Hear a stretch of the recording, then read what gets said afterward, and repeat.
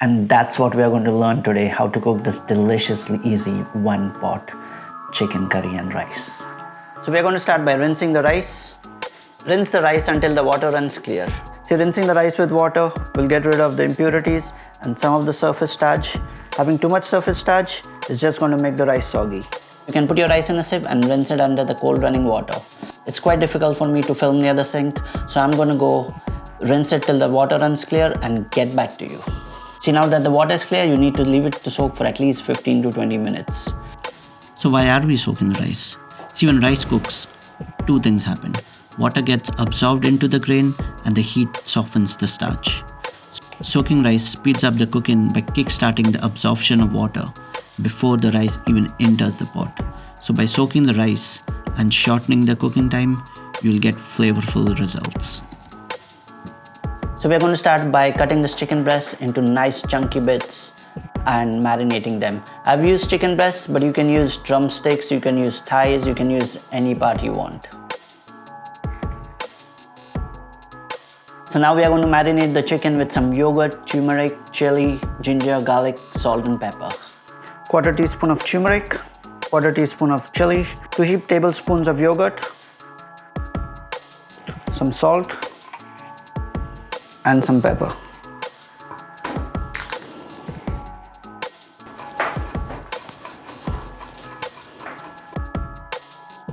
Add your garlic, chop your ginger,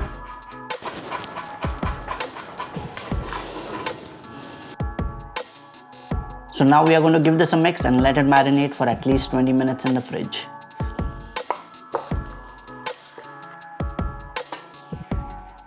So while the chicken's marinating, we are going to prep the onions, tomato, ginger and garlic. So you just want to roughly chop the onions, ginger and garlic. If you like this video and want to be the first to know when the next video is coming up, make sure to subscribe to my channel and turn on your notifications. And here you have your chopped onion, garlic, tomato and ginger. And no, I've not taken the core out of the tomato. It's completely edible, but if you don't like the core, you can take it out. But I've kept the core in. See, once the 20 minutes are up, we are going to drain the water. If it's more than 20 minutes, don't worry about it. And now it's time to cook the chicken curry and rice. Add 2 tablespoons of oil. Let the pan heat up and then you'll be adding your chicken. Make sure to spread the chicken so that it's evenly caramelized. Occasionally keep turning the chicken. After 8 to 10 minutes of cooking, take the chicken out into the bowl. Don't worry about some of the chicken sticking to the pan because we are going to deglaze the pan. Add your onion, tomato, ginger and garlic and give it a mix. Cook it for a few minutes and then add a dash of water to deglaze the pan. For those of you who don't know what deglazing is a technique that allows you to loosen the flavorful fond from the bottom of the pan and then use those bits to add flavor to your sauce. Next we'll be adding our spices. Half a teaspoon of garam masala, half a teaspoon of cumin, a bit of salt. Then we'll be adding our coconut milk. Next we'll be adding our chicken and our rice.